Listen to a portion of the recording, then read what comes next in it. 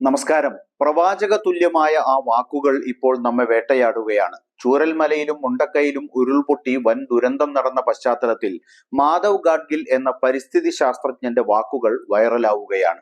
പശ്ചിമഘട്ടം ആകെ തകർക്കപ്പെട്ടിരിക്കുന്നു. ഇനിയും നടപടിയെടുത്തില്ലെങ്കിൽ കേരളത്തെ കാത്തിരിക്കുന്നത് വൻ ദുരന്തമാണ്. അതിന് നിങ്ങൾ വിചാരിക്കും പോലെ യുഗങ്ങളൊന്നും വേണ്ട, 4-5 വർഷം മതി. അന്ന് ഞാനും നിങ്ങളും ജീവിച്ചിരിപ്പുണ്ടാകും. ആരാണ് കള്ളം പറയുന്നത്, ആരാണ് ഭയപ്പെടുന്നത് എന്ന് നിങ്ങൾക്ക് തന്നെ മനസ്സിലാകും എന്നായിരുന്നു റിപ്പോർട്ട് സമർപ്പിച്ചതിനെതിരെ തനിക്ക് നേരിടേണ്ടി വന്ന വമ്പിച്ച ആക്രമണങ്ങളോടുള്ള പ്രതികരണമായി ഗാഡ്ഗിൽ അന്ന് പറഞ്ഞത്. വയനാട്ടിലെ ചൂരൽമലയിലും മുണ്ടക്കയിലുമുണ്ടായ ഉരുൾപൊട്ടലിന്റെ ആഘാതത്തിൽ മനം നൊന്ത് മാധവ് ഗാഡ്ഗിൽ ഇപ്പോൾ സ്വദേശമായ പൂനെയിൽ വിശ്രമത്തിലാണ്.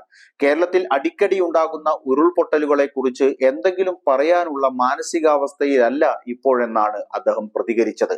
കേരളത്തിലെ അനിയന്ത്രിത നിർമ്മാണങ്ങൾക്കെതിരെ മുന്നറിയിപ്പ് നൽകുന്ന 13 വർഷം പഴക്കമുള്ള ഗാഡ്ഗിൽ കമ്മിറ്റി റിപ്പോർട്ട് പിന്നീട് പലപ്പോഴും ശ്രദ്ധിക്കപ്പെടുന്നത് ഇത്തരം ദുരന്തങ്ങൾ ഉണ്ടാകുമ്പോൾ മാത്രമാണ്. 2011 സർക്കാരിന് സമർപ്പിച്ച റിപ്പോർട്ടിൽ ഇപ്പോൾ ദുരന്തം നടന്ന മേപ്പാടിയിലെ പരിസ്ഥിതി വിരുദ്ധ പ്രവർത്തനങ്ങൾക്കെതിരെയും പ്രത്യേക മുന്നറിയിപ്പുണ്ടായിരുന്നു.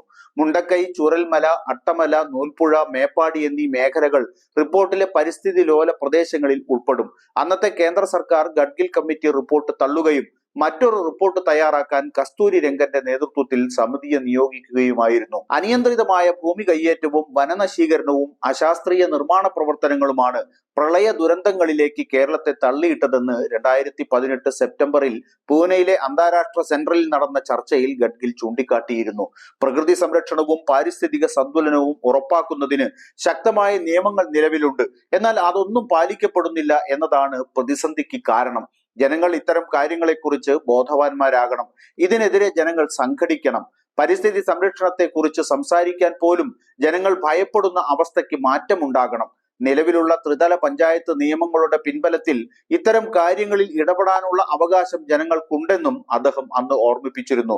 ഗാഡ്ഗിൽ കമ്മിറ്റി റിപ്പോർട്ടിനെ തുടർന്ന് വന്ന കസ്തൂരി രംഗൻ റിപ്പോർട്ടും ഒടുവിൽ വെച്ച ഉമ്മൻ കമ്മിറ്റി റിപ്പോർട്ടും ഒന്നും കേരളം നടപ്പാക്കിയില്ല.